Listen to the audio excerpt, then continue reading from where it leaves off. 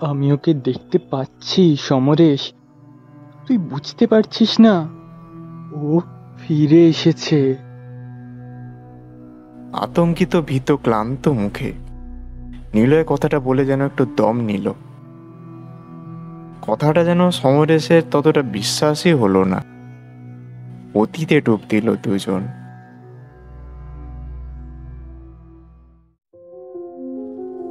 ভৌতিক অলৌকিক সিরিজের তৃতীয় পর্বে আপনাদের স্বাগত। আজকের গল্প অস্তিত্ব। গল্পটি ভালো লাগলে অবশ্যই লাইক করে দিন এবং চ্যানেলটি সাবস্ক্রাইব করে দিন। তাহলে হেডফোন কানে নিন এবং শুনতে থাকুন আজকের গল্প অস্তিত্ব।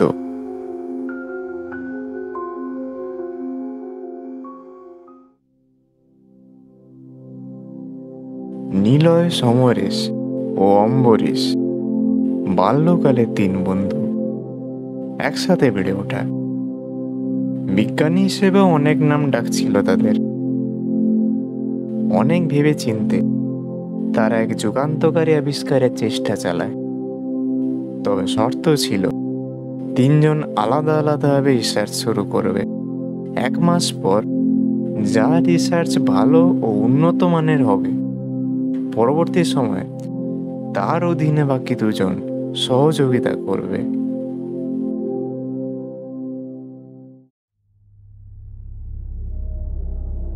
কিরে নিলয়, কোথায় হারিয়ে গেলি রে?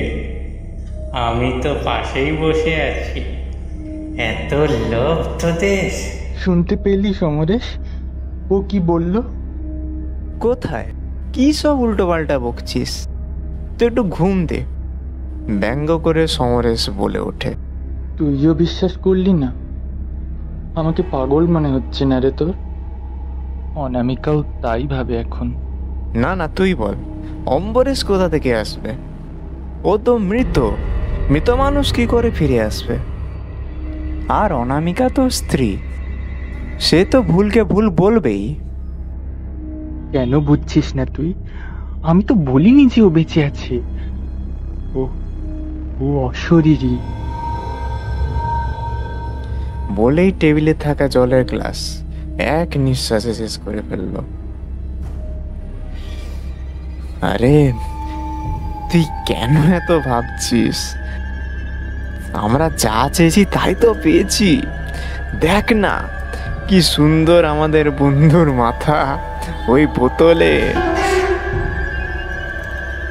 টেবিল থেকে কিছুটা দূরে ফরমালিনে ভর্তি কাঁচের বয়ামে সংরক্ষিত বস্তুগুলির মধ্যে একটি বয়ামে বাল্যকালের বন্ধু অম্বরীশের কাটা মুন্ডু। মুন্ডুর দিকে তাকিয়ে নিলয় আবার বলে ওঠে, তুই কি শুনতে চাস গত 1 সপ্তাহ ধরে আমার সঙ্গে কি চলছে? সমরেশ একটু ভেবে উত্তর দিল, আচ্ছা বল তোর কাহিনী। কাহিনী নয়, কাহিনী নয়, এটা একদম বাস্তব। নীলচে আলোতে নিলয়ের ফ্যাকাশে মুখ, যেন গত রাত ভালো করে ঘুম হয়নি। অজানা কোনো এক আতঙ্ক তাড়া করে বেড়াচ্ছে তাকে। ভয়ার্ত চেহারাতে নিলয় বলতে শুরু করে,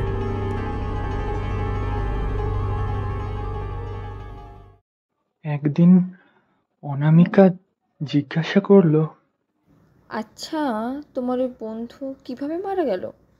কত ছোটবেলার বন্ধু তোমরা। আর শুনেছি অম্বরীশের স্ত্রী অপার ওপর তোমার একসময় ক্রাশও ছিল। বলো না কিছু।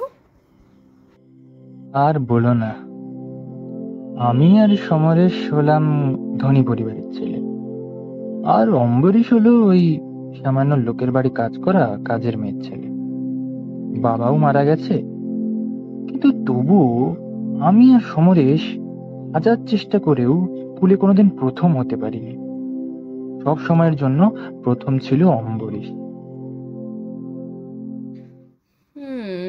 বুঝেছি, কিছুটা হলেও জেলাস ছিলে।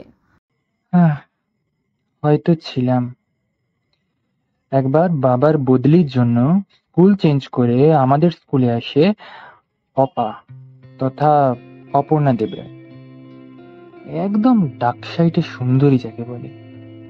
তখন শুধু আমি একা নই, আমরা তিনজনেই অপার প্রেমে পড়ে যাই।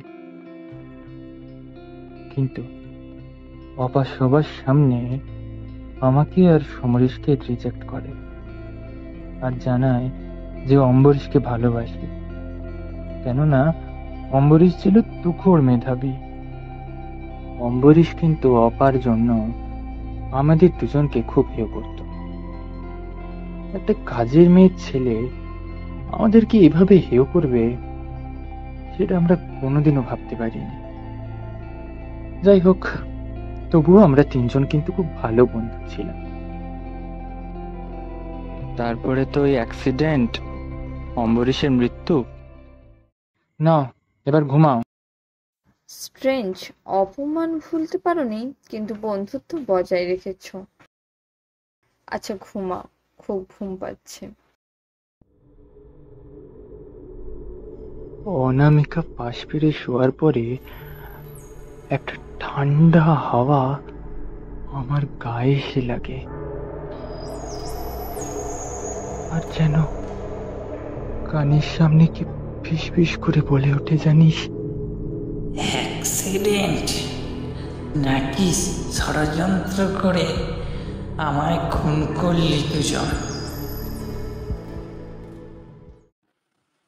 এই বলে নিলয় একটু নিঃশ্বাস নিল। নিলয়ের কথা শুনে সমরেশের মুখে একটু কাঠিন্য ফুটে ওঠে, শব্দ করে বলে ওঠে, কেন করব না ষড়যন্ত্র? জীবনের প্রতিটা ধাপেও আমাদের নিচু দেখিয়েছে, ভুলে গেলি? এমনকি গবেষণার ক্ষেত্রেও এগিয়েছিল। ছাড় তো, তোকে তো আমি ওষুধ দিয়েছিলাম, খেয়েছিস? হ্যাঁ, খাবো না কেন? প্রতিদিনই তো খাচ্ছি, তাও আমি ওকে দেখতে পাই। জানিস, আজকে তোর বাড়িতে আসার সময় ও আমার গাড়িতে আমার পাশে বসেছিল। কি বিভৎস তার হাসি!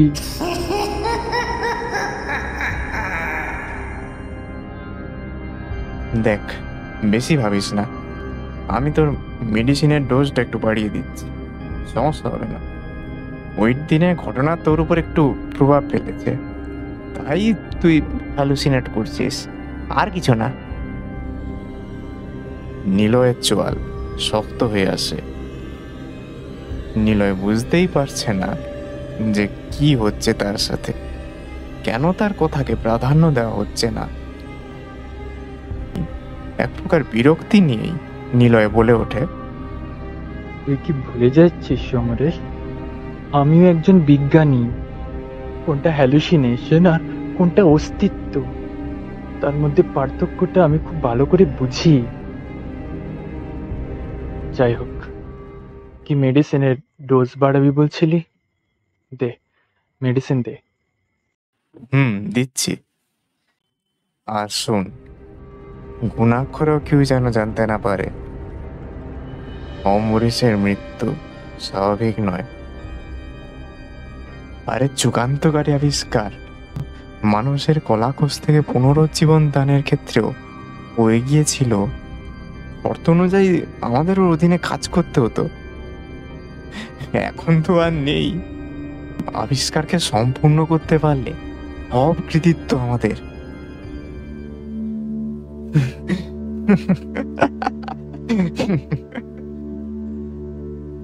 কথাটা বলে এক রহস্যময় হাসি আসলো সমরেশ। নিলয়কে ওষুধ দেওয়ার পর সমরেশ বুঝিয়ে দেয় কিভাবে কখন কতবার খেতে হবে। নিলয় সমরেশের বাড়ি থেকে বেরিয়ে পড়ে। গাড়ি নিয়ে নির্জন রাস্তায় ড্রাইভিং এর সময় এক কালো বিড়াল অদ্ভুত নজরে তার দিকে তাকায়।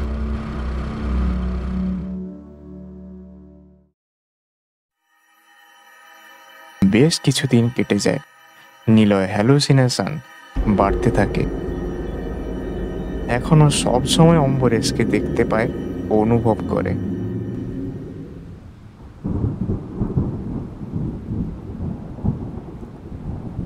এক ঝড় বাদলের দিনে নিলয় আবার আসে। এবার একটাই কথা, এই অম্বরীশ আমাকে মেরে ফেলবে রে। আমি আমি আমি পুলিশের কাছে গিয়ে সব স্বীকার করে নেব। দুজন কিছুক্ষণের জন্য একদম চুপ। মোমবাতি হলুদ আলোয় আলোকিত এক কক্ষ, দুজন মানব আর সামনে রাখা বয়ামে অম্বরীশের কাটা মুন্ডু।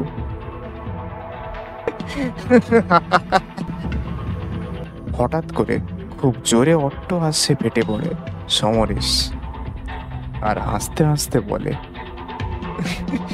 তুই পুলিশকে কি বলবি? অম্বরীশকে আমরা খুন করেছি, ওর গাড়ি ফেল করিয়ে, তারপর পুরনো অপমানের জন্য ওর মুন্ডু কেটে ফরমালিনে রেখেছি, আর তুই সব কিছু স্বীকার করছিস কারণ অম্বরীশ তোকে ভয় দেখায়? আর পুলিশ তোর এই উদ্ভট কথা বিশ্বাস করবে তো? তাহলে তুই বল আমি এখন কি করব? বাইরে খুব বৃষ্টি হচ্ছে, আমার গাড়িটাও বাইরে রাখা আছে। চাবি দে, তুই আরাম কর, আমি গ্যারেজে গাড়ি রেখে আসি। রেনকোট পরে চাবি নিয়ে সমরেশ বাইরে চলে আসে। তখন হঠাৎ করে ঘরের মধ্যে থাকা মোমবাতি নিভে যায়। কালো এক ছায়ামূর্তি, যার মাথা নেই, নিলয়ের মুখোমুখি বসে পড়ে, আর ফরমালিনে থাকা অম্বরীশের চোখ রক্তবর্ণ ধারণ করে। হঠাৎ মুন্ডু বলে ওঠে, নিলয়, প্রস্তুত হয়ে যা, এবার তো তোরও সময় এসেছে। আমায় তোরা যেভাবে খুন করেছিস তার থেকেও ভয়ঙ্কর তোর মৃত্যু হবে। নিলয় আর দেরি করে না, প্রাণপণ দৌড়ে চলে আসে সমরেশের কাছে, চাবিটা হাতে নিয়ে বলে ওঠে, ও ছাড়বে না, ও আমাদের ছাড়বে না। দে চাবি দে, আমি এক্ষুনি বাড়ি যাবো, এক্ষুনি বাড়ি যাবো আমি। ও তোকেও ছাড়বে না রে।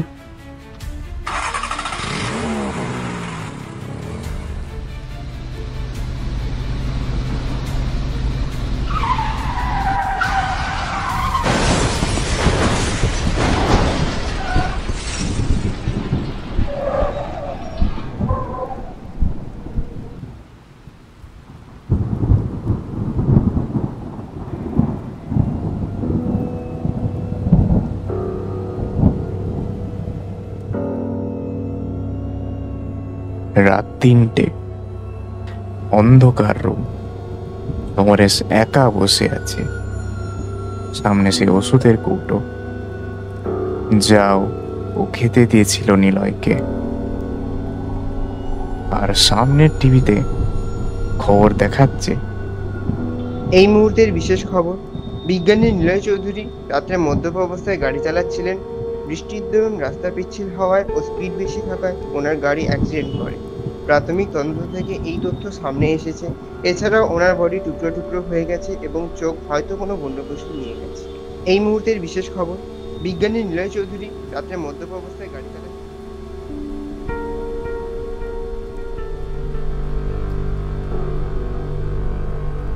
সমরেশ খুব জোরে জোরে হাসতে থাকে।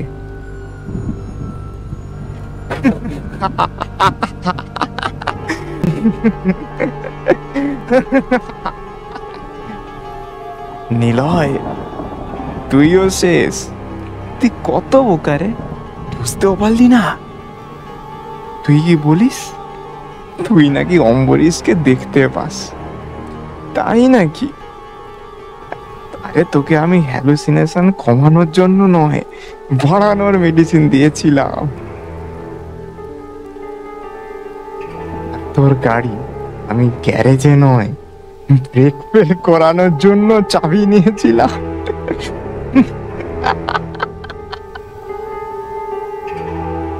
আর কোনো প্রতিদ্বন্দ্বী নেই।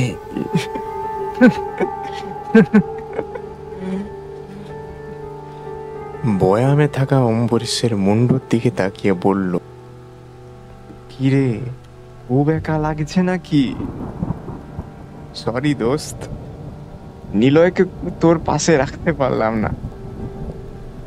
জানিস, মাঝে মাঝে নিলয়ের কথা শুনে রাতে আমার মনে হতো আমি তোরও অস্তিত্ব বুঝতে পারছি, কিন্তু সবই মনের ভুল। তোর তো কোনো অস্তিত্বই নেই।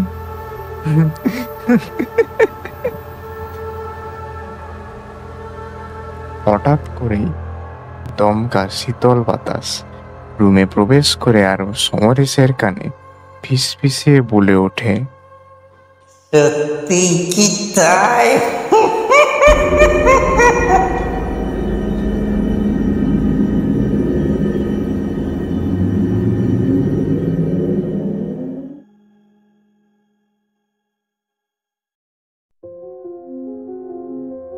শুনছিলেন অস্তিত্ব। গল্পটি ভালো লাগলে অবশ্যই লাইক এবং শেয়ার করে দিন এবং আমাদের চ্যানেলটি সাবস্ক্রাইব করে দিন। শেষ হলো ভৌতিক অলৌকিক সিরিজের 3য় পর্ব। আমরা আবার আসব নতুন একটি গল্প নিয়ে। ভালো থাকুন, সুস্থ থাকুন এবং পাশে থাকুন। ধন্যবাদ।